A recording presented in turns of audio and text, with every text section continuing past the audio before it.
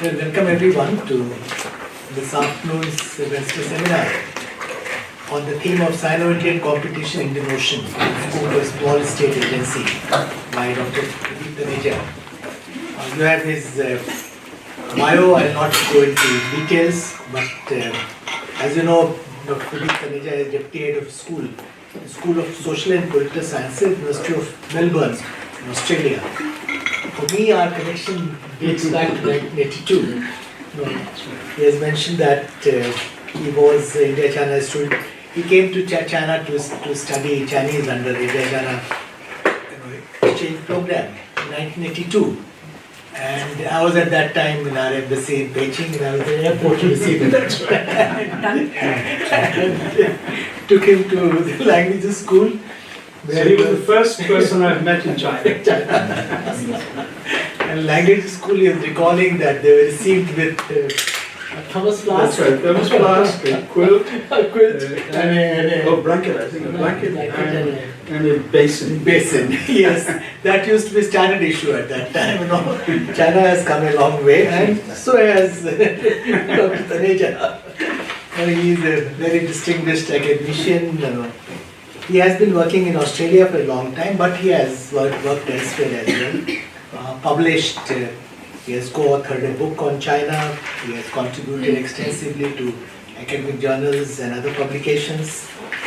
And his forthcoming book will be India's China Challenge, which OUP will be bringing out. This is a project he has been working on for some time, India-China competition in the ocean. And today's theme is very interesting because he is looking at it from the perspective of four, island nations: Sri Lanka, Maldives, Mauritius, and Seychelles. Their agency, their role in the emerging and escalating contestation in the ocean, where role of India and China will be one of the factors, but it's something which is going to change the nature of state of affairs in Indian Ocean quite significantly in years to come.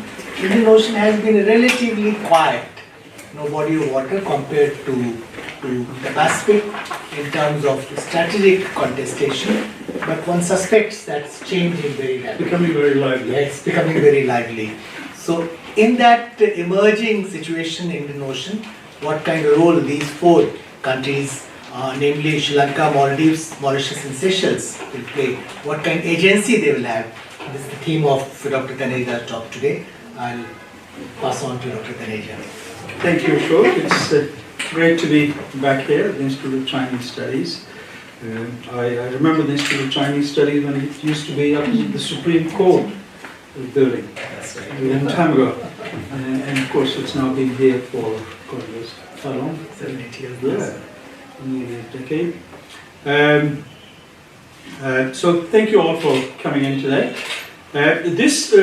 My presentation today is based on a paper that I published with my colleague Professor Derek McDougall from the University of Melbourne in the Journal of Indian Ocean Region just recently, just before Christmas. So it's actually the hard copy of the journal is not out yet, but these days the publishers tend to post the articles as soon as they're ready to go because there's so much competition among academic publishers. So the journal article is actually on the journal's website, but the hard copy will be out, I think, in March. So we began working on this topic largely because I was working on my book, India's China Challenge, which of course also looks at the Indian Ocean, and there was a conference convened by Deakin University in Melbourne, Australia. And surprise, surprise, this conference was funded by the Sri Lankan government. The Prime Minister of Sri Lanka had been to Australia, not the current Prime Minister, the previous one, Sirisena. He had come to Australia and gave a lecture at Deakin University, and he agreed to fund organization of a conference on the Indian Ocean in Melbourne. So I was asked to contribute a paper to this conference, and I wrote it to my colleague Derek McDougall, who has much greater expertise on Seychelles and Mauritius than I do. So that's why today I'm going to not talk too much about Seychelles and Mauritius and focus rather on Sri Lanka and Indian Ocean. And of course, Ambassador Kanta will correct me, because he was Ambassador to Sri Lanka, High Commissioner to Sri Lanka, if I get anything wrong. The purpose really of doing this paper was to look at obviously the strategic competition which is growing, although some question whether there is actually competition between China and India. But since this paper talks about China-India competition, I obviously believe that there is a competition between China and India in this region. So what I do in this presentation is to draw attention to this particular aspect of the politics in the region, and that is the role of the Indian Ocean island states in relation to the China-India competition. And the aim here is to determine how much agency these states have within the context, within the broader context of relations with India and China, or the relations of these four island states with China and India. And in doing so, what we are hoping to achieve is to specify the factors that contribute to or detract from the agency of these island states. So the factors that help them, that enhance their agency, and those that might detract from their agency. And of course, at the same time, we are also trying to add to the understanding of the complexity of international politics in the Indian Ocean region. So let me just briefly talk about the Sino-Indian competition in the region. You probably read recently there was an incident in the Andaman Sea where the Chinese research vessel, Shiyan-1, was essentially shooed away by the Indian Navy. This was a ship which was engaged in apparently research, but what kind of research is difficult to tell, except some submariners believe that this kind of research is useful, particularly if China wants to operate submarines in the area. Then the subsurface and the geological conditions in that area, particularly in the Andaman Sea area, is important. So obviously the ship was operating without the permission of the Indian government, and therefore it was asked to leave. But people who work on naval competition in the Indian Ocean region much more than I do, they believe that at any given time there are between 8 to 9 Chinese vessels, including submarines, in the Indian Ocean region, which is a huge step up compared to China's naval presence in this part of the world. China did not have a blue water navy, and therefore China was not able to operate in seas as far as this. But currently, according to some experts, there are between 8 and 9 Chinese vessels, including submarines, in the Indian Ocean region at any given time. The literature on Sino-Indian competition and the geopolitical competition in the region more broadly focuses on China and India more than the smaller states in the region. And of course, there are a lot of small states in the region, but we focus on the island states, the 4 island states, as Ashok mentioned earlier. And much of this literature generally tends to emphasize the actions and reactions of both China and India. So what China does and then how India responds to it. And of course, the role of the United States in shaping the regional security environment in the Indian Ocean region. The United States, of course, has significant forward presence in the Indian Ocean region. Alongside the United States, France and earlier the UK also exercised a degree of presence in this part of the world. We know, for example, the United States Defense Department released a Indo-Pacific strategy in June last year, and therefore that kind of outlines US view of the strategic situation in the Indian Ocean region and what the US plans to do about it. And as I said, historically, this is a region where both the UK and the 2 European powers, UK and France, have played an important part. And France continues to have a significant role in the southwest Indian Ocean region. France is also involved in the anti-piracy operations of the coast of Somalia, along with, of course, India and China. So France is involved as part of the European Union mission. Historically, of course, during the Cold War, the Soviet Union was also an actor in this part of the world. So within this broader strategic context, there is scope to give more attention to the smaller island states and their agency in this. So instead of treating small states as passive objects of attention for the emerging Asian powers and other bigger actors, we attempt in this paper to focus our attention on the Sino-Indian competition from the point of view of the small island states. India, of course, is particularly focused on the regional dimension, whereas China is concerned not just with India, but also with its global rivalry with the United States. So China's increasing presence in the Indian Ocean region is not just about India, it's actually about China's global strategy and its global competition with the United States. In terms of methodology, what we do in this paper, and hence the focus on agency, we use a framework of structure and agency, which is often used in international relations literature to essentially criticize the perceived failings of structural realism. I mean, the criticism is that structural realism as a theory doesn't recognize the dynamic interrelationship between structure and agency. And it gives too much prominence to the power structure in international relations. So rather than focusing on the agency of individual, particularly smaller states, structural realism tends to focus much more on bigger powers. And in doing so, structural realism essentially treats smaller island states as passive recipients of actions and reactions of major powers. And the foundational assumption is that all systems are comprised of structure and agents. So any system is a mixture of structure and agents, and therefore the international political system is no exception. And of course, we say that states, big and small, exercise agencies, but the reality is that states are seldom able to choose the circumstances under which they are required to act. I mean, often foreign policy, as practitioners of foreign policy will tell you, often you end up reacting to development. So you don't choose the circumstances, circumstances present themselves, and you often have to react to them. And to paraphrase Karl Marx, states make their own history, but they do not make it just as they please. Often you have very little control over the circumstances, and you have to design your reaction to any development based on the circumstances or the structure that present themselves.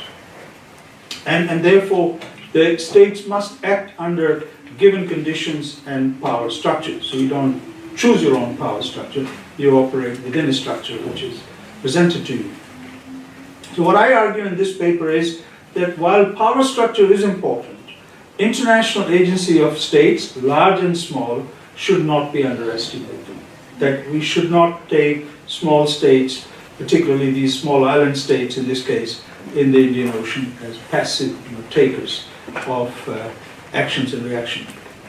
But at the same time, we must also be mindful that while agency is exercised by both large and small states, agency is always limited. So, in other words, the ability of small island states to react to certain developments is rather limited. But that doesn't mean that they have no agency at all. Also, we need to remember that the relationship between structure and agency is a dynamic one, and therefore both structure and agency actively and continuously constitute and change each other. So the agency is shaped by structure, but at the same time, actions of smaller states and larger states can also change the structure. So they have a mutually sort of interdependent relationship. So if we look at the Indian Ocean region and the structure of geopolitics in the region, it is, of course, necessary to consider the position of the Indian Ocean island states within that context.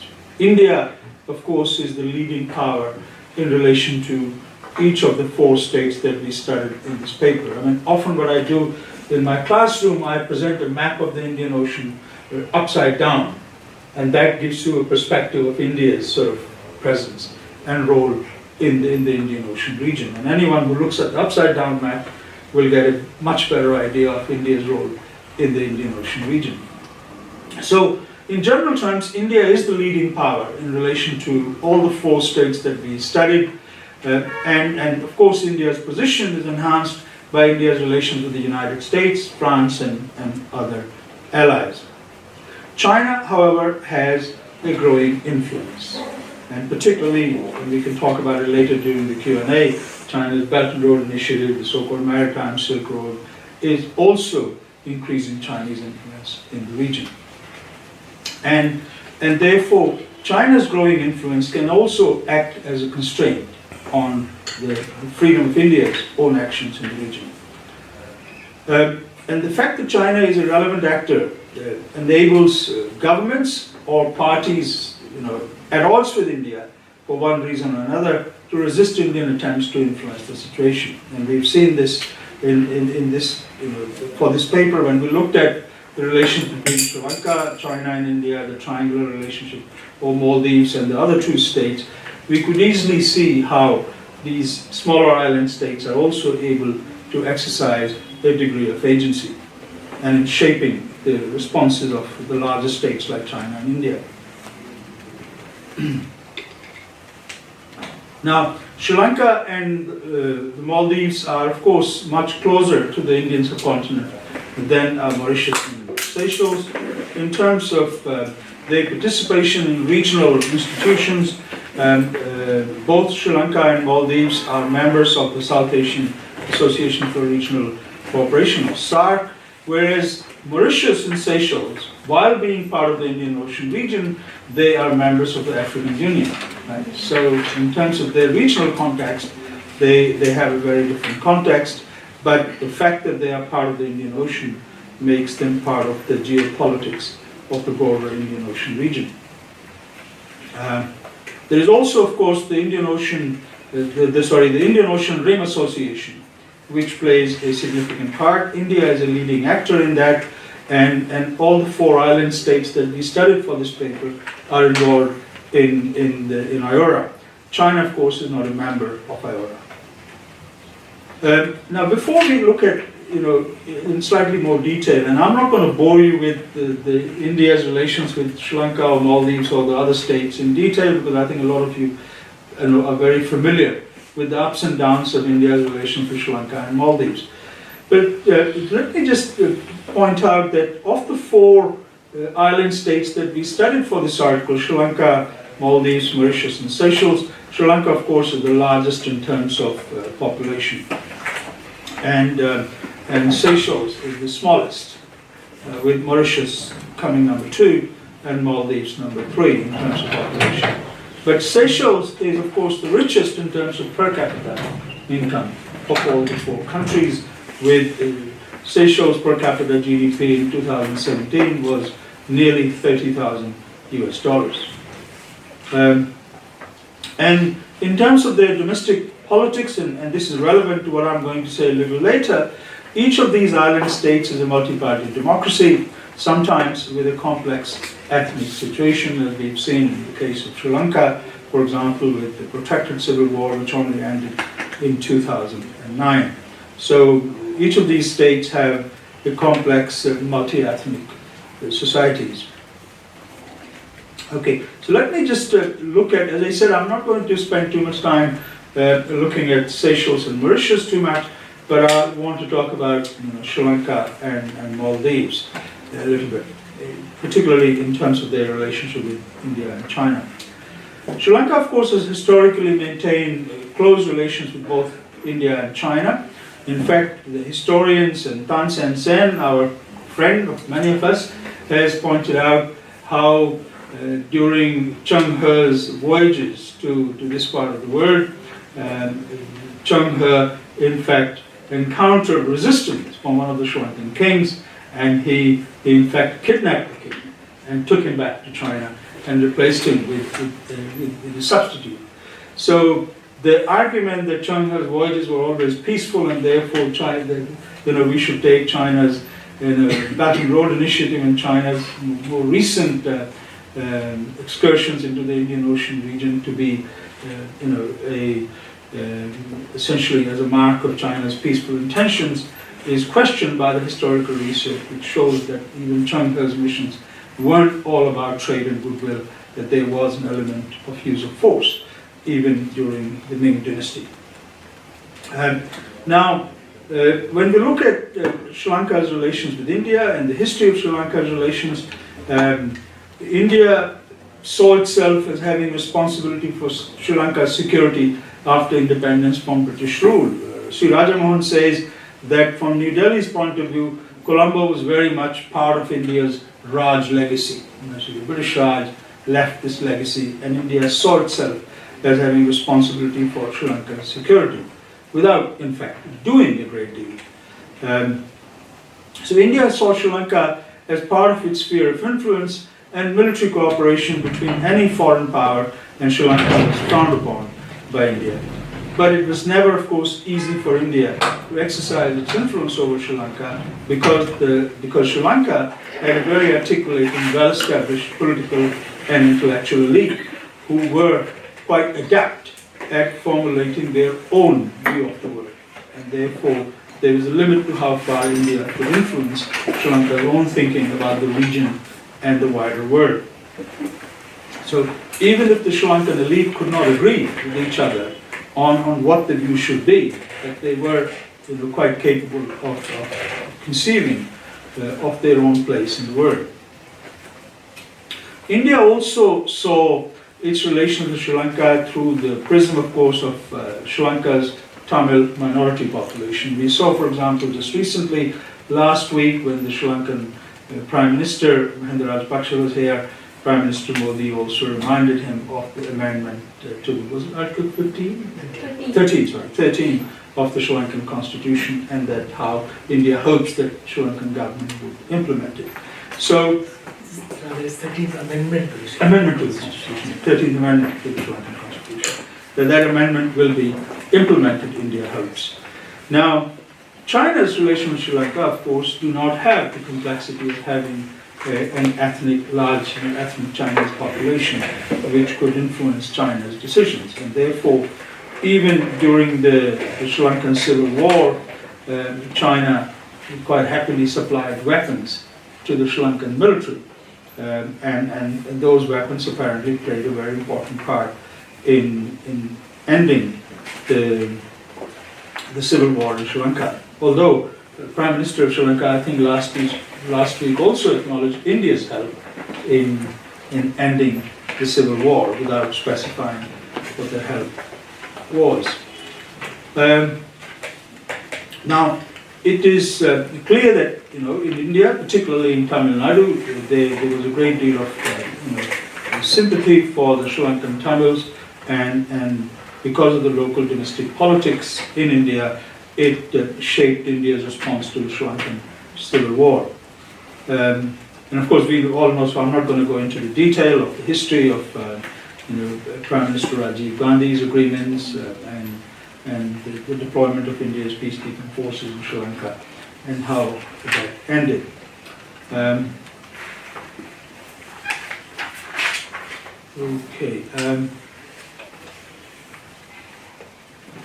But as India's sort of direct involvement in the Sri Lankan conflict waned, the Sri Lankan government intensified its military campaign against the LTTE, and especially after Mahinda Rajapaksa, who is now the Prime Minister, but when he was president, when he was elected president in 2005, and the appointment of his younger brother, who is now the president, Gotabaya Rajapaksa. So in the final days of the Sri Lankan Civil War in 2009, as the government forces closed in on the LTTE leadership, Chinese arms sales to Sri Lanka, according to Rajamohan, played a key role in ending the conflict. So clearly, Sri Lanka was able to rely on China for the supply, among other countries, but particularly China. And according to one estimate, about 60% of Sri Lankan military's hardware is of Chinese origin. I'm not sure whether that's correct, but according to one source, up to 60% of the military hardware the Sri Lankan military has is of Chinese origin. Okay, let me, now, according to some Indian scholars, India had not paid enough attention to the scale of Sri Lanka-China relationship, particularly as India's involvement in Sri Lankan conflict sort of decreased, China's involvement in the Sri Lankan conflict increased. And around the last decade, the first decade of this century, Rajamohan says that India was jolted into recognition of the strategic consequences of Chinese economic interaction with Sri Lanka and the construction of large-scale infrastructure projects that China was undertaking and financing in Sri Lanka and India's broader neighborhood. But India began to pay special attention to the construction of a series of new ports by China throughout the Indian Ocean region, including, of course, Sri Lanka.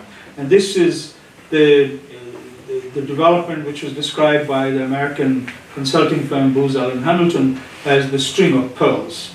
Now, string of pearls, this particular phrase, become very widely used both among media and academics, although I'm not sure if Indian government formally used that phrase. But certainly in the media and academia, this phrase was quite widely used both in the United States and Japan, but also by some Indian scholars. So construction of these ports and associated infrastructure was meant not only to protect China's energy interests, but also to serve China's broad security objectives. And of course, the Sri Lankan government must have been aware of Indian concerns about this enhanced Chinese activity in the Indian Ocean region when Sri Lankan government signed an agreement with China in 2007 for the construction of a new port, an airport, a power station, an oil refinery, and a bunkering facility in Hambantota, in southern Sri Lanka. So it's been said by Sri Lankans, I've been told by Sri Lankan diplomats that this was largely because Hambantota was the home region of President Mahinda Rajapaksa, and therefore he asked the Chinese, and the Chinese agreed to lend money and build the infrastructure in Hambantota, even though the Hambantota airport, for example, is now known as the world's emptiest airport. I'm not sure if there's any flights now, because I think Fly Dubai was the last airline which used to fly to Hambantota. And for a while, the Hambantota airport hangars were being used to store rice. So it kind of tells you that in a way the Chinese model of development, where the idea is that if you build, they'll come, was transferred to Sri Lanka also, where the Chinese government was quite willing to lend money to the Sri Lankan government. And Sri Lankan government probably never saw that money, because the money went straight to the Chinese companies. But the airport and the port facilities were built. Whether or not they produce any economic activity became a matter of concern for the Sri Lankan authorities when they had to start repaying the debt. And as we all know, that now Hambantota Airport is on a 99-year lease to a Chinese company. And I'm not sure whether this company would be able to make any profit anytime soon, but maybe profit was never meant to be the main objective. And with the Belt and Road Initiative, of course, we've seen a number of other Chinese infrastructure initiatives in the Indian Ocean region, including in Sri Lanka. With the elections which led to the victory of Sirisena government in Sri Lanka, the Sirisena government told India that this port will not be used as a Chinese military base and will not compromise India's security. But there remains a concern in India that a debt-laden Sri Lankan government might be forced into allowing the Chinese Navy to use a port for a fee. From India's point of view, of course, in October 2014, when a Chinese submarine and warship docked in Colombo, that led to a certain level of concern in India. Now, I'm told that India had an understanding with Sri Lanka that Sri Lanka would inform India in advance that if there was to be any foreign military vessel entering Sri Lankan waters, that Sri Lanka would give India advance notice. But certainly that wasn't the case, right? He's being very diplomatic. So the Sri Sena government took a different approach, however, compared to Mahendra Rajapaksa's government, when they denied, according to media reports, a Chinese request for a visit by a nuclear-powered submarine in October 2017. And around the same time, Prime Minister Modi was also supposed to visit Sri Lanka to strengthen relations with India's southern neighbor. So the differences over relations with China and India and their relative influence on the Sri Lankan economy were some of the more important issues for discussion, and of course said to be the reasons for dispute between President Sirisena and Prime Minister Ranil Wickremesinghe of Sri Lanka in October 2018. And this is during that crisis when President Sirisena attempted to replace Wickremesinghe as Prime Minister with the former President and now Prime Minister again, Mahendra Rajapaksa. It's very difficult to keep up with these developments. Okay, let me just continue. So with this kind of triangular account of, and I've skipped a lot of the materials here, the triangular account of Sri Lanka's relations with China and India shows that it exercises a significant agency in navigating its relations with the two major powers, while its choices, Sri Lanka's choices, might be constrained by the growing strategic competition between China and India. It is still able to maintain friendly relations with both and gain economic benefits from playing off one against the other. I mean, Prime Minister Mahendra Rajapaksa last week also told the Hindustan Times, he gave an interview to that China, we have an economic relationship with China. China is a friend, we have an economic relationship, and that's it. But clearly, if it is true that nearly 60% of Sri Lanka's military hardware are of Chinese origin, then certainly it's more than just economic relationship. Okay, let me briefly talk about the Maldives. Maldives, of course, also is a close neighbor of India, and as I said, it is a member of the South Asian Association for Regional Cooperation and has a long history of cultural, economic, and security relations with India. And India has traditionally provided coastal security to the Maldives, and both India and Maldives have been conducting joint Coast Guard exercises called Dosti. And Sri Lanka also joined Dosti exercise for the first time in 2012, and since 2013, the Maldives is also linked with India and Sri Lanka in the Trilateral Maritime Security Cooperation, TMSC, agreement. And it was extended in 2014 to include Seychelles and Mauritius also. So all four island states that we studied for this paper are now part of the Maritime Security Cooperation. It's no longer trilateral if there is the four countries involved, but initially, of course, it was trilateral Maritime Security Cooperation. Domestic political developments in Maldives have also, like Sri Lanka, domestic political developments have brought Maldives closer to China over the past few years. In February 2012, for example, when the then President Mohammad Nasheed was forced to resign in what was described as a coup d'etat, was a catalyst for this change in Maldives' relations with China. Nasheed came to power following the first democratic elections in the history of Maldives in 2008. He was seen to be close to India, although he is considered to be quite a mercurial character, so probably not always predictable in terms of his friendship with India, because he also cultivated close economic ties with China. So while saying that he was friends of India and had very close relations with India, he also cultivated significant economic relations with China.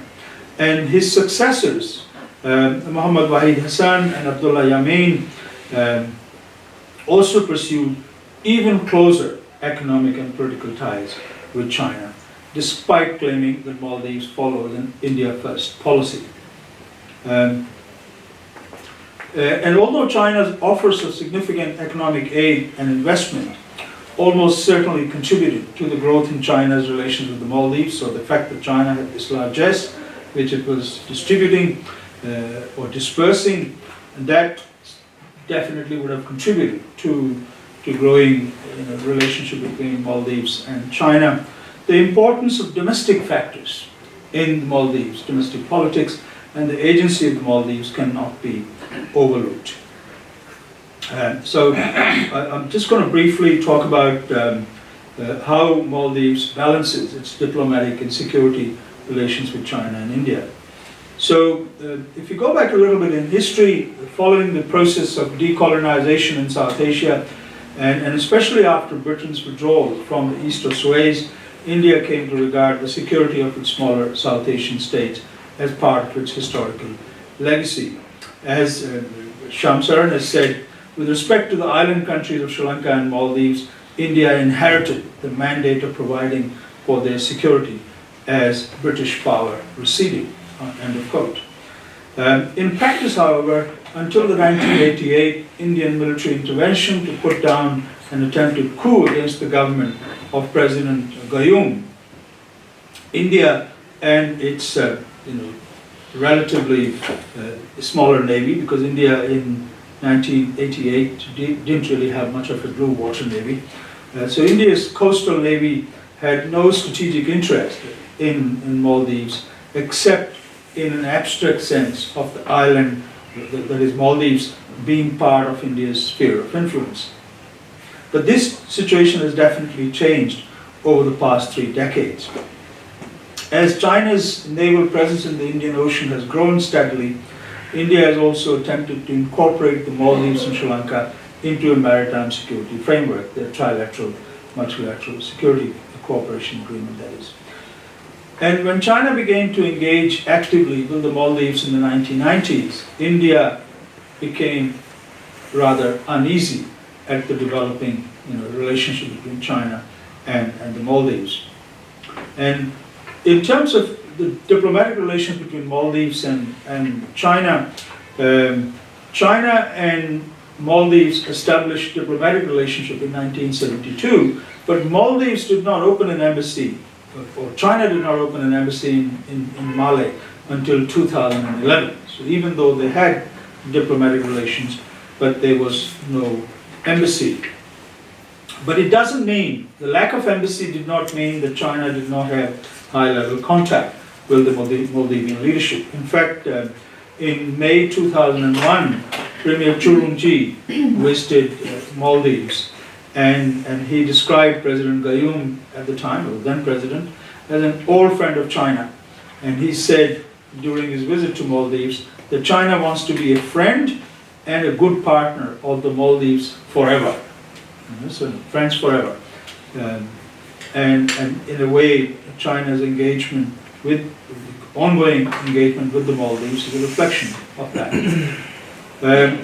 So since that first high-level visit by Churunji, there's been a steady stream of bilateral exchanges between Maldives and China, including a visit by President Xi Jinping to Male in September 2014.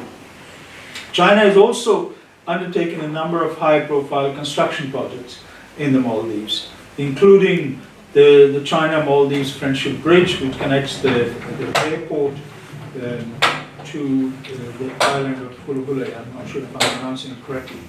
And China has also built the National Museum and the Foreign Ministry building.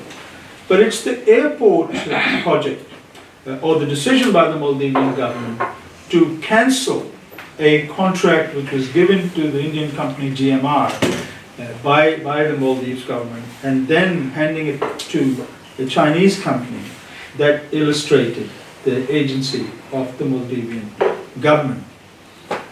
And 2 years later, so in 2013, the Maldivian government cancelled the GMI contract and gave it to a Chinese company.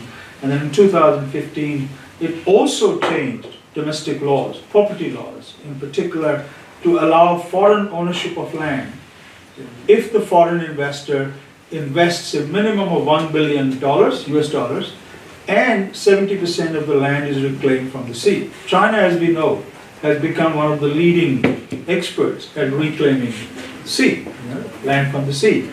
And so clearly, it's speculated that the decision by the Maldivian government to change the property laws were designed to facilitate, greater Chinese involvement in Maldives infrastructure. And in fact, Shyam Saran has said that India's strategic space was being squeezed by Chinese activities in the Maldives. A number of Indian commentators have also worried that the so-called China-Maldives future-oriented, all-round friendly and cooperative partnership, it's a mouthful, may evolve into a flanking strategy by China to constrict or limit Indian strategic space in India's immediate neighborhood. The Yamin government had also leased an island, the Finlo Island, which was the nearest uninhabited island to the Maldivian capital Male, to an unidentified Chinese company which is developing a tourist resort there. So you can see that even though Maldives is a relatively small country with a very small population, it is able to exercise its own agency in playing one regional power against the other. So I won't go into, I'll skip a lot of the other material about Maldives' relations with both China and India, but I'll go straight to the conclusions we draw from looking at not only India and China's relations with Sri Lanka and Maldives, but also Seychelles and Mauritius, which I'm not talking about in great deal here, because largely the research on that was done by my colleague Derek McDougall. So let me just look at some of the time is running out.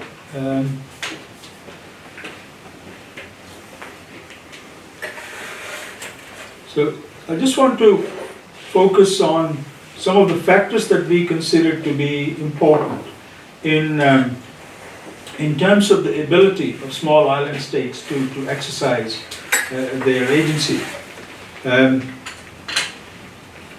if you look at the ability of small island states to exercise their agency, we consider three particular dimensions in our paper. One is the dependence of the island countries, how dependent they are on one or the other or both powers. Number two, the strategies they have pursued in trying to balance the two. And three, the impact of domestic politics on their decisions. So let me just take each of these individually. In terms of dependence as a variable or a dimension, dependence might include both economic and security aspects. So dependence could be both in either economic terms or in security terms, or both. But none of the four countries that we studied, Sri Lanka, Maldives, Seychelles, and Mauritius, none of these four island states is economically dependent on China and India. So when we look at their overall economic relations, they obviously have trade relations with both, but none of them is dependent or overly dependent, one might say.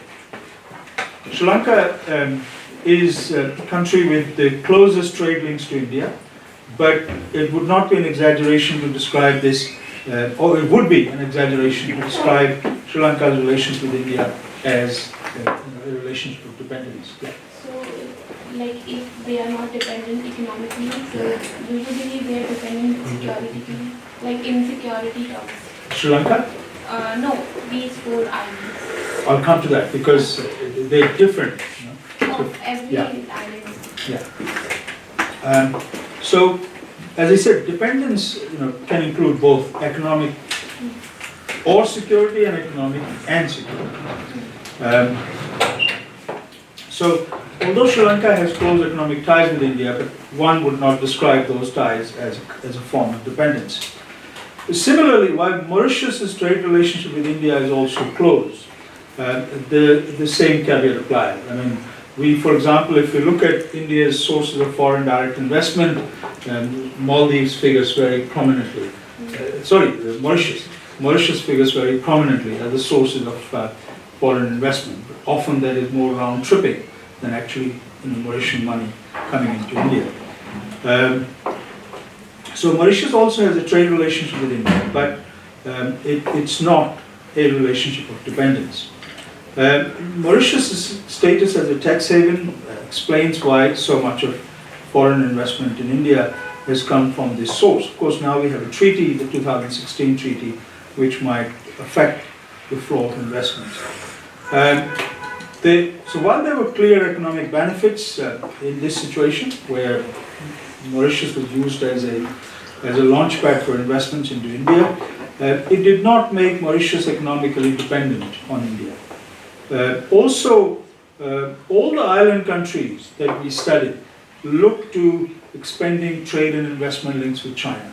So they might have significant economic relationship with China, but they also with India, but they also look forward to a bigger economic relationship with China as a way of developing their economies as a source of investment.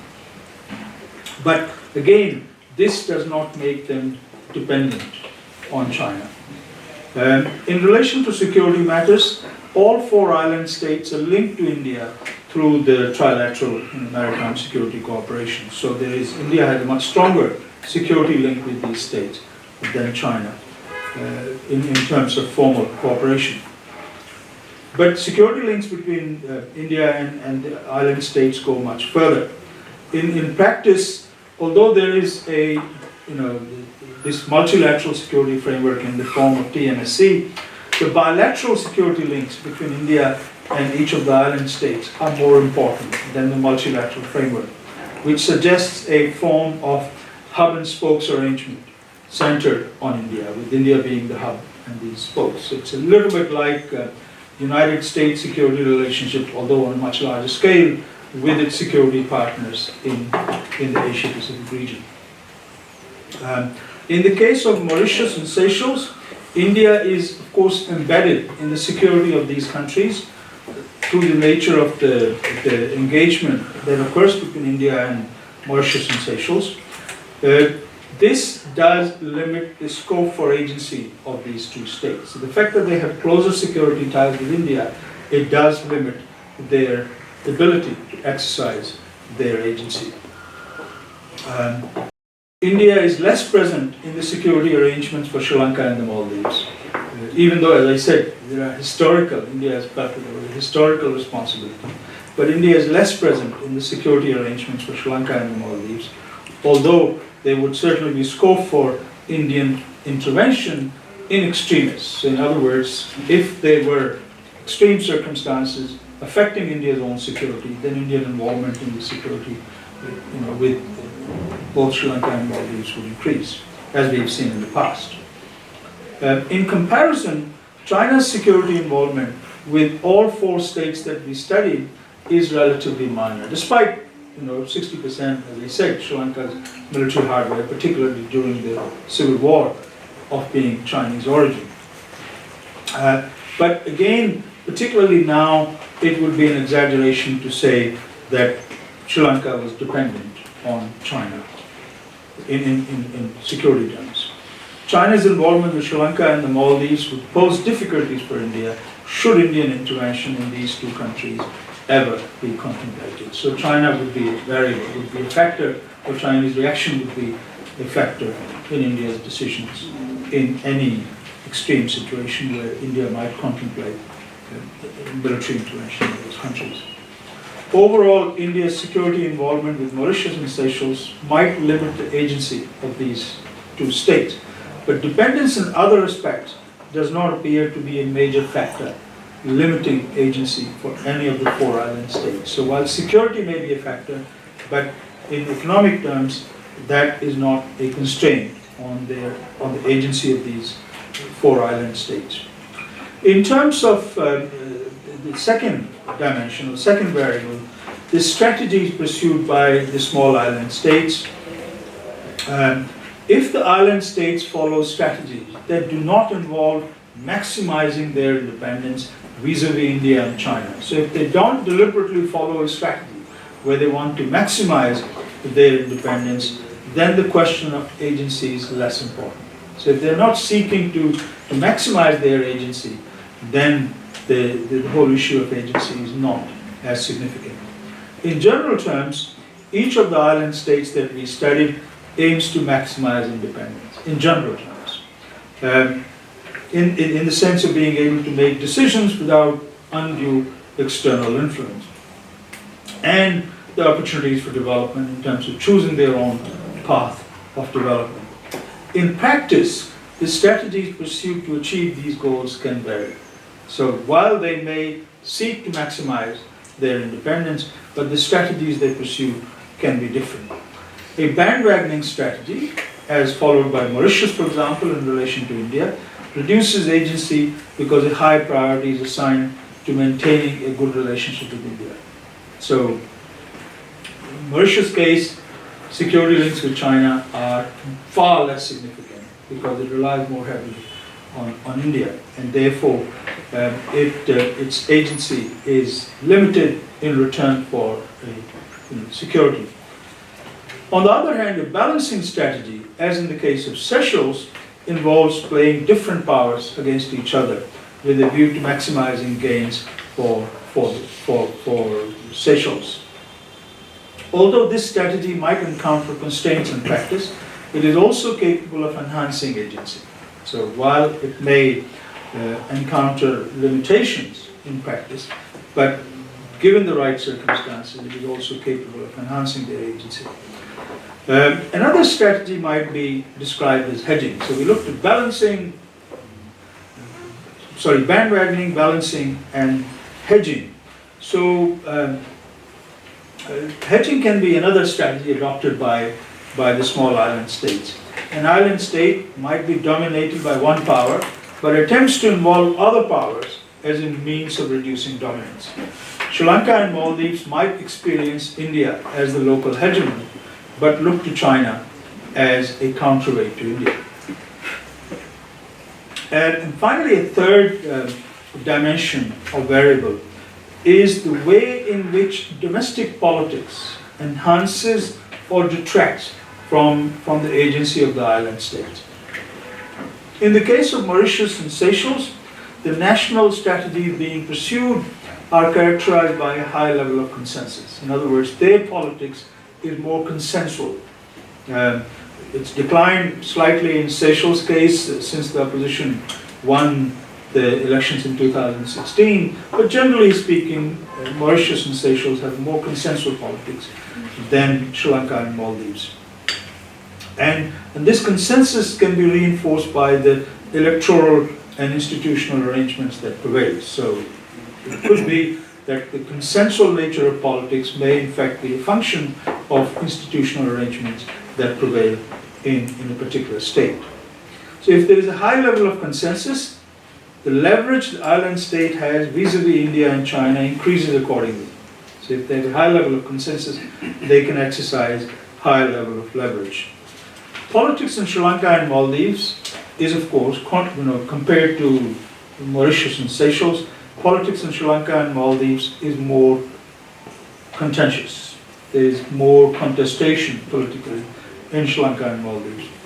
Not only is there fierce competition between the government and the main opposition, there are also other smaller parties that draw support by articulating different agendas. So not just the two major parties, but other groups and political organizations can also draw advantage by supporting one or the other. So establishing that the Indian Ocean island states have agency allows us to present a more complex picture of international politics in the Indian Ocean region.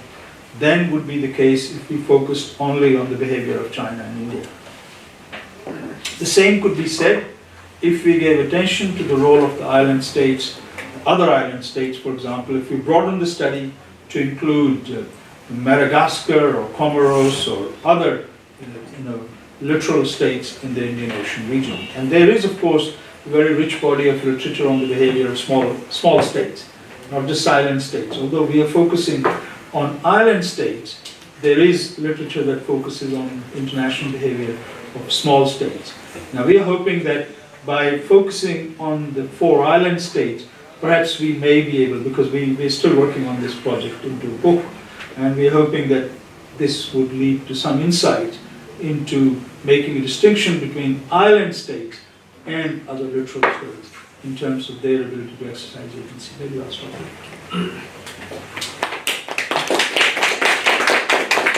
Thank you very much, Pradeep, for your presentation, for sharing with us your insights on agency exercised by these 4 island states, especially in terms of their relations with India and China. Pradeep has brought out how none of these 4 countries are overly dependent on China and India, and this permits them to exercise a fairly high level of agency in the relationships. He has also brought out that each of the island states seeks to maximize its independence vis-à-vis India and China with varying strategies ranging from bandwagoning to balancing to hedging. He's also brought out the element of consensus versus contention in domestic politics and how it influences the leverage in relation to India in particular. Thanks for that very insightful presentation. Now we have, the floor is open for questions and comments.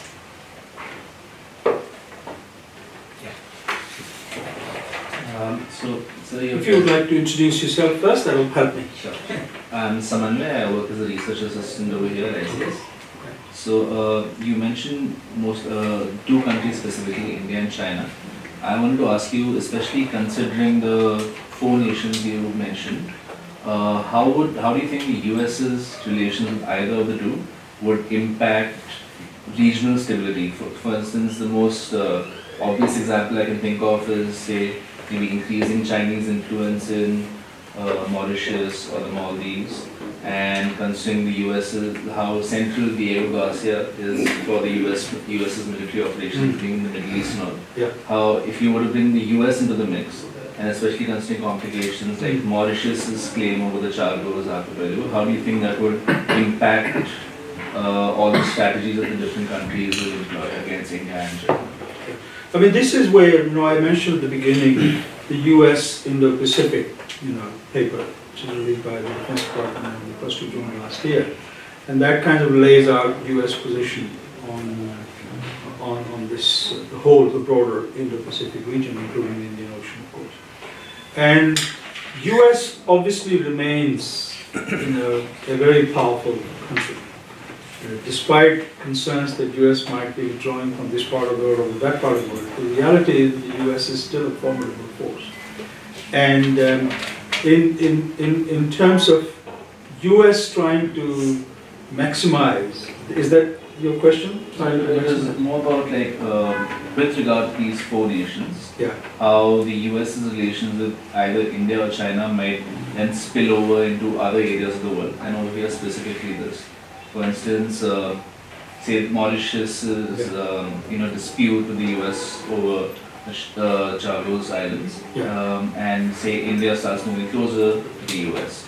Do you think that would have a domino effect on how India and Mauritius might have relations and so on? So that Chagos case, of course, is rather unique case in a way. But I will focus more on the broader, the US role in the region. I think even India relies on the fact that India is part of this quadrilateral security dialogue. India has subscribed to this, the concept of the Indo-Pacific. The United States plays an important part in India's own strategic thinking, particularly vis-à-vis China. In terms of China's growing footprint in the Indian Ocean, United States would be part of India's own equation. And I think China would not overlook, particularly any potential, relationship between the United States and India when it comes to Chinese actions in the Indian Ocean region. So I think the Chinese are very aware of it. Recently, both Ambassador Kantha and I were in a conference in Berlin where a Chinese scholar talked about India putting extreme pressure on China. And even though he did not specify what the pressure was, it was clearly India's growing strategic ties with the United States would be seen by China as putting pressure on China. So personally, I would think that the US would more rely on India, particularly in India's immediate neighborhood, than to take independent action, unless, of course, it concerns the United States' immediate interests. Does that answer your question? Thank you. Please. I'm Ravi Bhatia. You talked of domestic factors affecting the relation of Sri Lanka or Maldives with India and China. I was trying to wonder what these domestic factors could be. There are, even between India and Sri Lanka, Maldives and India, Mauritius and India, there are cultural family relations and other type of relations. Do they also have some impact on, how, I wonder whether China would have these type of relations, these type of cultural and other relations with these four states. So how would you like to explain a little bit about how these affect the relationship of these countries with India and China? Cultural relations obviously are important. I mean, the fact that I think we have a much better understanding of Sri Lanka and Maldives than the Chinese. It will take the Chinese a lot more effort to fully understand the cultural dynamics in both Sri Lanka and Maldives. Chinese may provide support to or sell weapons to Sri Lanka or any other country in the region, but in cultural terms, I think we have clearly an advantage over the Chinese in terms of how we understand Sri Lankan situations, Sri Lankan domestic affairs, but also how much influence we can exercise. I mean, the Chinese, for example, there were Chinese scholars who were talking in conferences in whispers that Sri Sena's election, when he became Prime Minister, had something to do with India, that India's influence in Sri Lanka, India's activities in Sri Lanka, because of India's sort of deep connections with Sri Lanka and Sri Lankan elites. Even though, as I said at the beginning of my paper, Sri Lankan elites are quite capable of forming their own view of the world, but those connections, those deep-seated connections, do give India an advantage, provided India uses that leverage judiciously and carefully.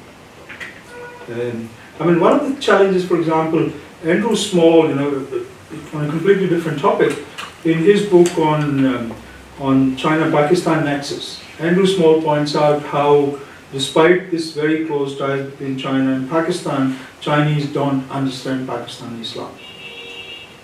Their understanding of Pakistani society, particularly religion in Pakistan, is way behind countries like India in terms of understanding the domestic situation.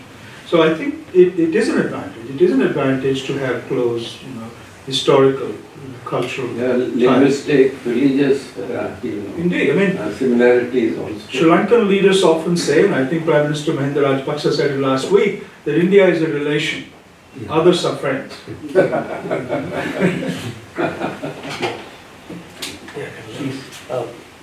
Although India is a relation, but you mentioned Chinese arms.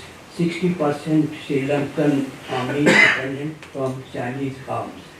60 is a huge number, especially the spare parts is a continuous requirement. Yeah. And so I feel it will be more, the Chinese defense forces will remain dependent on China for quite some time to come. Sri Lankan. Sri Lankan forces. I would agree with that. I would agree with that. And also, India's capacity to meet the needs of India's neighbors, although India has said India is quite capable and is willing to meet the needs of India's neighbors, including Sri Lanka and Maldives. In fact, I think in the Maldives case, it was a fairly clear commitment by India that India is quite happy to meet the military needs of the Maldivian defense force. But there is a constraint in terms of India's capacity to meet the needs. And particularly, as you said, if they have bought hardware from China during the Civil War, a lot of the hardware would still require spare parts and other disposable materials from China. So China is likely to continue, I think, particularly in the case of Sri Lanka, likely to continue to be a source of military supplies. But Pratik, this 60%, I think sometimes it is very doubtful. Of course, the Sri Lankan army has purchased a lot of guns and other things. But I don't think Sri Lankan navy is still, whatever little navy they have, that is not depending upon China till now. I don't know what. No, as I said, I never said that Sri Lanka was dependent. Yeah. I didn't say any of these states was dependent. No, not dependent. But even that 60% is, I think we have. Yeah, but nobody has done any inventory to see which parts are coming from China. But clearly, I think this estimate is based on Chinese acquisitions of military hardware, particularly, Sri Lankan acquisitions from China during the Civil War. Yeah, sure. During the Of Civil course, War. Civil War, they purchased a lot of guns and other. That's right. That's right. So you mentioned that India is, I'm Neha from the Department of Political Science team. I'm doing political science there. So you mentioned that India is less present in security arrangements in Maldives and Sri Lanka. So what are your views on India's assistance to both the states in fighting against terrorism, and also it helped Maldives to build its own surveillance system to fight against terrorism. So it's a kind of security arrangement or connection there. So I believe we cannot claim that they are not security linked. So what are your views on this? So specifically on terrorism. Yeah. I mean, India has cooperation with both Maldives and Sri Lanka, on terrorism, in terms of training, and particularly in terms of intelligence sharing. For example, the Easter terrorist attack in Sri Lanka, India had in fact provided intelligence to the Sri Lankan authorities. So there is that, cooperation in terms of training and intelligence sharing. But there is also security. I'm not suggesting that there is no security cooperation between Sri Lanka and Maldives and India. So there is clearly security cooperation. And again, as I said in one of the variables, that the domestic politics plays a very important part. So where it can fluctuate depending on the domestic political situation, in particularly in Sri Lanka and Maldives. So when you have a government in power in Maldives, which is more amenable to security cooperation with India, the security cooperation is likely to increase. And there are of course periods when India is willing and forthcoming, but there may be reluctance on the part of a particular sort of dispensation, political dispensation in Maldives to accept it. So my name is Bihu. I'm a research intern at the institute. My question is that there has been contention between the terms Asia Pacific and Indo-Pacific, with US using Indo-Pacific more and more recently, with Donald Trump using it at the Asia Pacific Forum as well. Yeah. So I mean, what are the thoughts of these four countries that you mentioned on given the fact that China has been accusing US that it is a way of containing China, and the not only US but the Quads as well. So the thoughts of these four countries from going from Asia Pacific to Indo-Pacific. I mean, Indo-Pacific is obviously a phrase which has come to be used by many of the countries in the region. Of course, India is very much now using it officially. Prime Minister Modi talks about the Indo-Pacific. Later this month, when President Trump comes to New Delhi, I'm sure we're going to hear more about the Indo-Pacific. It's a phrase that will be used. The US, as you know, has renamed the Pacific Command to the Indo-Pacific Command. The Pacific Command, which is based in Hawaii, has been renamed the Indo-Pacific Command. Japan and Australia are also very enthusiastic supporters of the idea of Indo-Pacific. We have some countries which are still reluctant to use the phrase Indo-Pacific. South Korea, for example, is reluctant to talk about Indo-Pacific. But clearly there is widespread support. Whereas these small island states are concerned, clearly they don't have an Indo-Pacific strategy as such, or they might argue that they're too small to actually have an Indo-Pacific strategy. But at the same time, the states like Seychelles and Mauritius, who have closer security cooperation with India, would be very much part of India's Indo-Pacific strategy. And in fact, India would see Sri Lanka and Maldives also to be part of India's Indo-Pacific strategy. And would, depending on the nature of the security cooperation between India and these countries, would be part of that. But at the same time, they are also part of China's BRI, the Belt and Road Initiative. So all of these 4 states are also part of the Belt and Road Initiative. And Belt and Road Initiative is, according to the Chinese government, is not about strategy. Remember? It's about win-win cooperation and economic benefits. So if we are to take China at its word, there should be no competition between BRI and the Indo-Pacific. But the fact is that BRI, at least in my opinion, BRI is part of China's geopolitical strategy. And therefore, for these countries to benefit from China's economic largesse in terms of investments and loans and other forms of assistance would affect their agency, particularly in terms of working. Now obviously, often these choices are particularly tested during times of crisis. And none of these countries want to see a crisis where they have to choose between China and India. I mean, just as larger states in the region, for example, Australia, where I live, one of the most feared choices that an Australian Prime Minister can think is having to choose between the United States and China. Because China is Australia's largest trading partner, China is increasing more and more investment, even though US is the largest investor in Australia. But Australian leaders often say, we don't want to have to choose between China and the United States.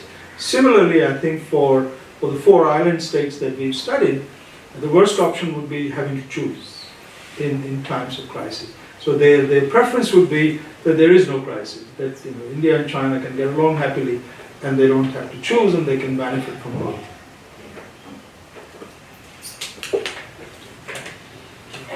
Thank you, Professor. My name is Mahesh. I work as a research intern here, and I'm also doing a PhD in Chinese studies from Delhi University.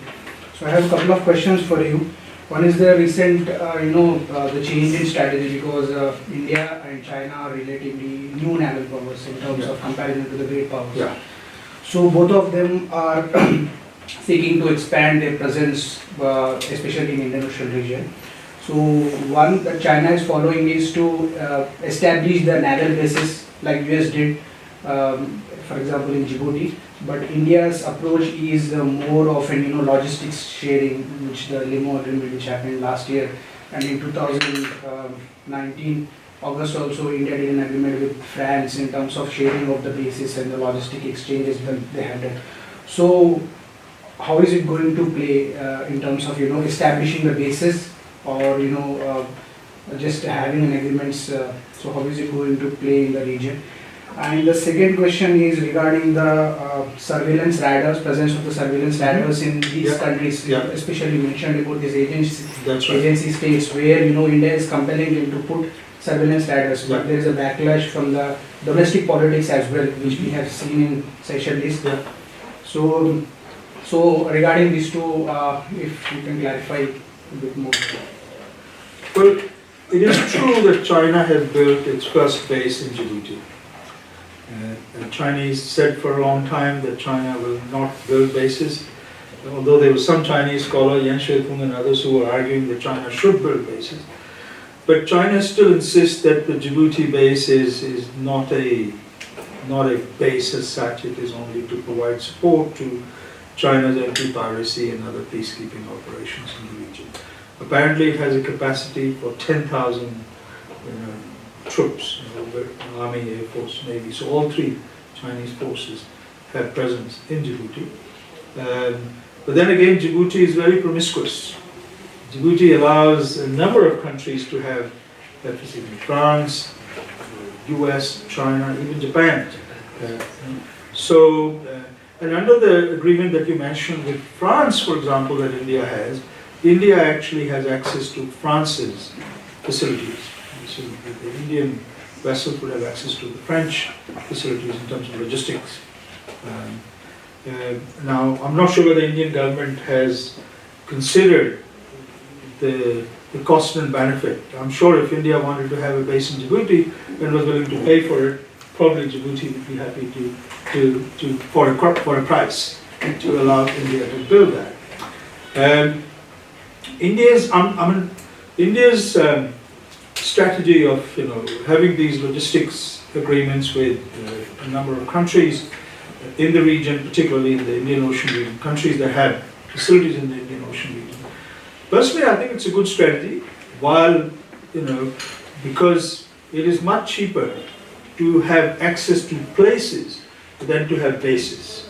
The distinction between places and bases.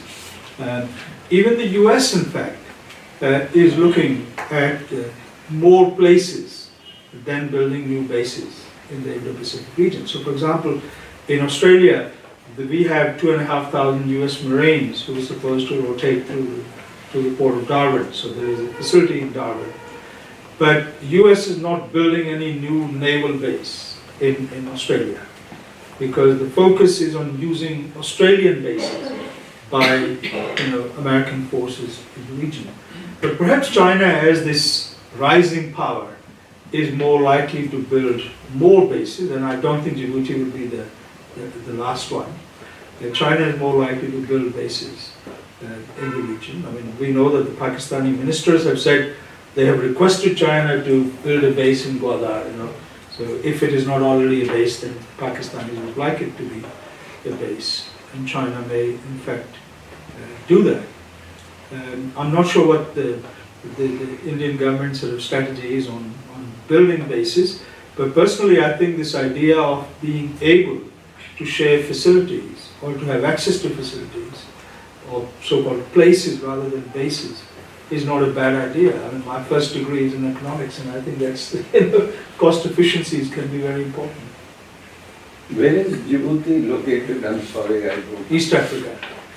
East Africa. East Africa. Yeah.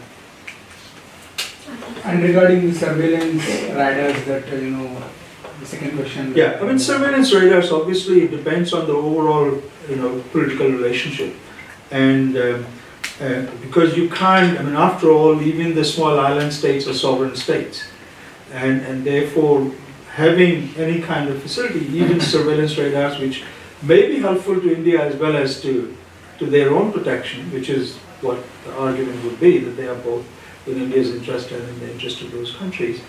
But you would need, the level of political comfort to be able to build those facilities. And I think India has with Seychelles and Mauritius, definitely.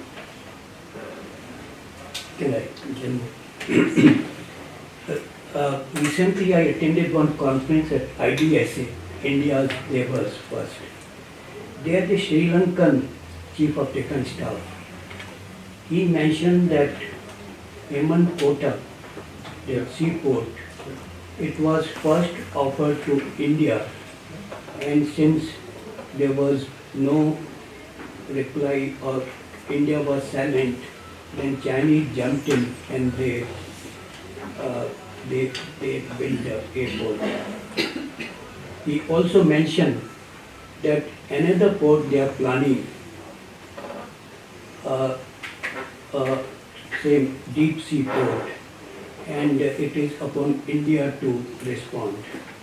He was very categorical that our first priority, although we say India, China, Sri Lanka, they say India, China, they are having balance between the two. But India being neighbor, culturally more close, so they will naturally give more priority to India. I mean, I've also heard this thing, that Sri Lankan, particularly the Rajapaksa brothers, have said that this was Hambantota was offered to India before China, and the Chinese then decided to lend the money and build it. I'm not sure, I'm not privy to whether that's true or not, or whether there was a sound economic reason for India declining their offer, if their offer was ever made. If that was the case, if India was indeed offered and India declined, it probably was the right decision, because China lent money to the Sri Lankan government. As I said it earlier, the money was never seen by the Sri Lankan government. Money was paid directly to Chinese companies. But Sri Lanka ended up having this debt owed to China. And in the end, of course, when I think the repayments were coming to roughly about $100 million, which Sri Lanka was unable to pay, the Sri Lanka government was unable to pay. In the end, they ended up signing an agreement, a 99-year lease. Now, the Chinese say that it was actually the Sri Lankans who offered the 99-year lease as a way out. I mean, some others have said that the Chinese demanded a 99-year lease. Either way, the fact is that the infrastructure which was built in Hambantota did not make any economic sense. And if Indian government was unwilling to lend $2.5 billion to build that infrastructure in Hambantota, because Hambantota had nothing, there was hardly anything going on. So even after the Hambantota port was built, when there were no ships docking in Hambantota, Sri Lankan government decided that car imports in Sri Lanka, instead of going to Colombo, will go to Hambantota. And then cars will be driven to Colombo from there, because most of the demand for cars was in Colombo. So in order to justify that there was some activity taking place in Hambantota. So if India was offered and India declined, I think it would have been a wise economic decision at that time. Sure. Well, I've heard this claim being made, including by President Prime Minister Mahinda Rajapaksa, that Hambantota was first offered to India. I haven't seen any evidence to that effect. So it might have been given, but I haven't come across any proposal that was made to India and denied. So as It wasn't offered to you when you were definitely not. It happened before my time. I haven't seen any evidence. As Dr. Taneja pointed out, even if it had been offered to India, there was no feasibility. Feasibility it was not established. So I have a follow-up question, just to know.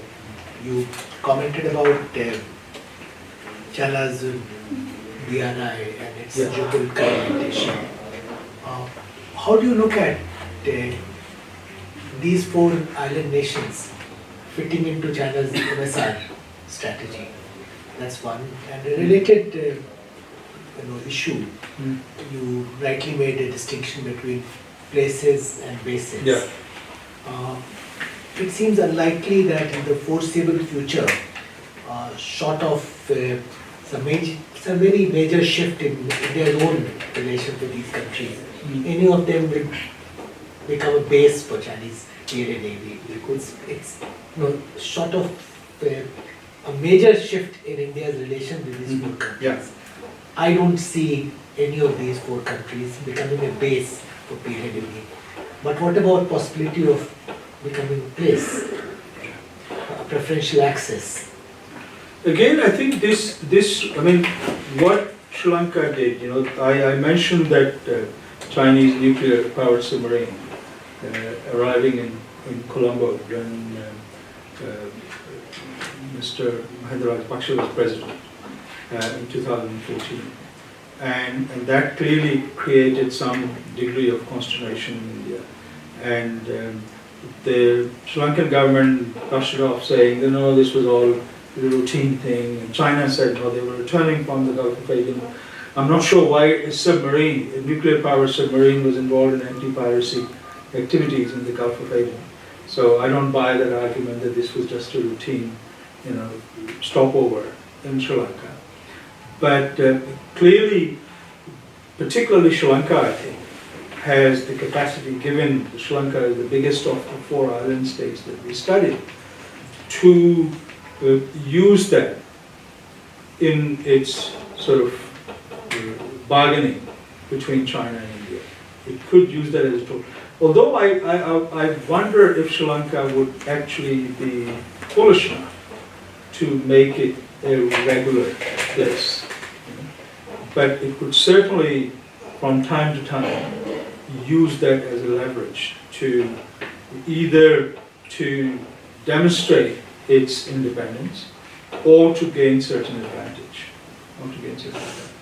But I would given the proximity between Sri Lanka and India, and given the differences in the size of the two countries and power of the two countries, I personally think it would be very foolish on the part of any Sri Lankan leader to choose to give permanent access to the Chinese plan, on their territory. What about other 3? The other 3, I think, are even less likely. I think they are even less likely to do that.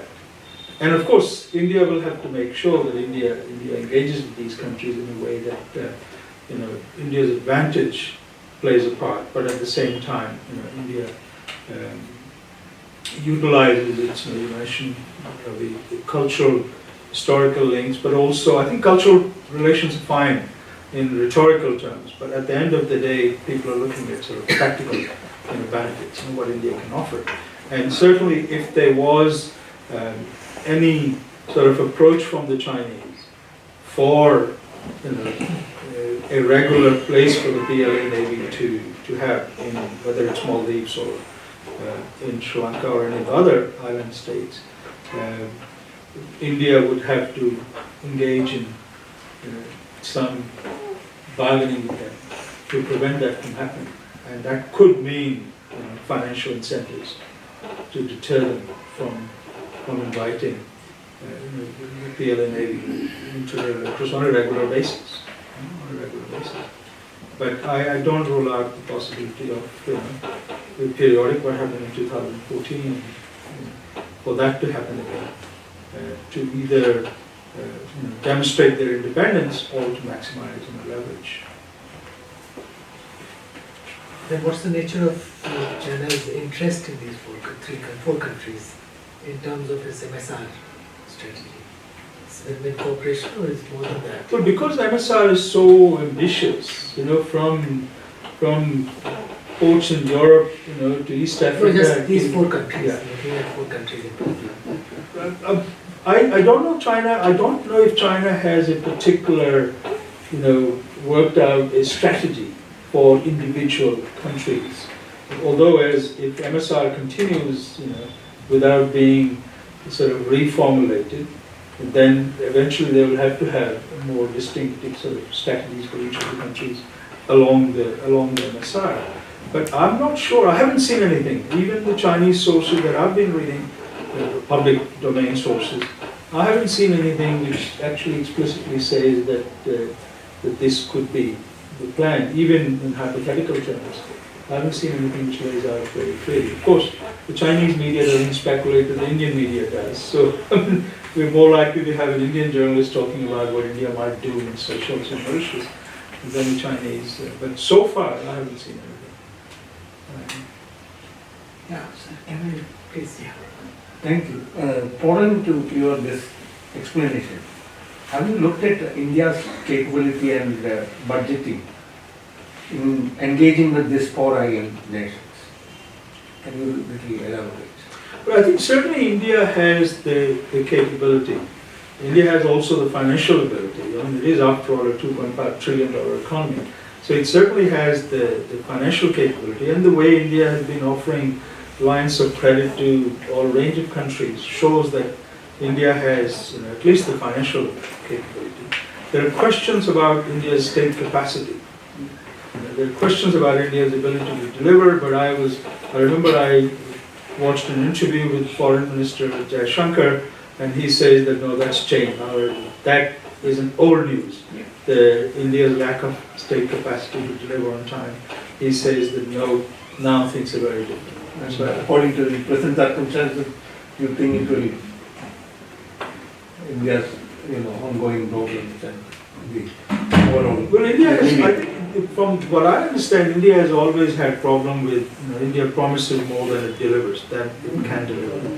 And that has been an issue in the past, and in fact, many developing countries which have been the target of India's, foreign aid or other assistance, you hear from officials that, projects are delayed, there are cost overruns, or they're not the right projects, although I'm not suggesting that the Chinese get things right either. I mean, Chinese build projects in many developing countries, and I've seen many instances of Chinese projects in the South Pacific, and they're complete white elephants. So the Chinese are also quite capable of delivering useless projects, but there were certainly issues about India's capacity to deliver on time and to deliver what was needed. But the foreign minister says that no, that's changed. That India is now much more organized, with a much more focused effort in delivering. I'm going to Sri Lanka and Maldives in a couple of months, and I'm going to ask this, obviously, to see whether there has been any change, at least in perception, whether people actually see. And India has done a fair bit in Sri Lanka, not just building houses in the north and east, but also a lot of other infrastructure. Personally, one of Ashok's former IFS colleagues once made a suggestion, which kind of stuck in my head, talking about the Belt and Road, India's response to Belt and Road. The suggestion was that India should say to China, okay, we're not going to be part of BRI, but we're willing to work, like Australia said. Australia is not part of BRI, but Australia said we'll evaluate projects. So if China has something in mind, we're happy to discuss it. Not necessarily as part of BRI, but if there is a worthy project, then we're happy to talk about it. And the suggestion was that given that China has accumulated so much experience in building sea bridges, China has some of the longest sea bridges in the world, and this is more recent Chinese expertise, and they've become very good at it, that they keep building them, that India should work with China in building a bridge connecting Sri Lanka with India. And that would provide no substantive benefit to China, but it would be good for economic integration of Sri Lanka with India, and test the Chinese willingness for win-win cooperation, because whether the Chinese are willing to put their money where their mouth is.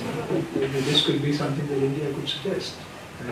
I'm not sure if India has taken that up, but I personally like that idea. I think if the Chinese are keen to build something, and Gadkari, the minister in charge of infrastructure in India, in fact said that he would like to build a bridge to connect Sri Lanka with the bridge.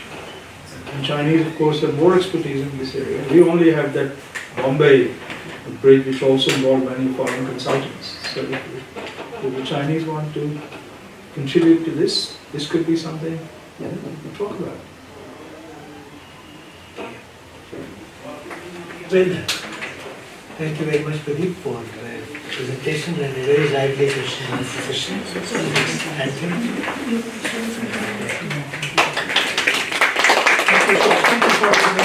Thank you.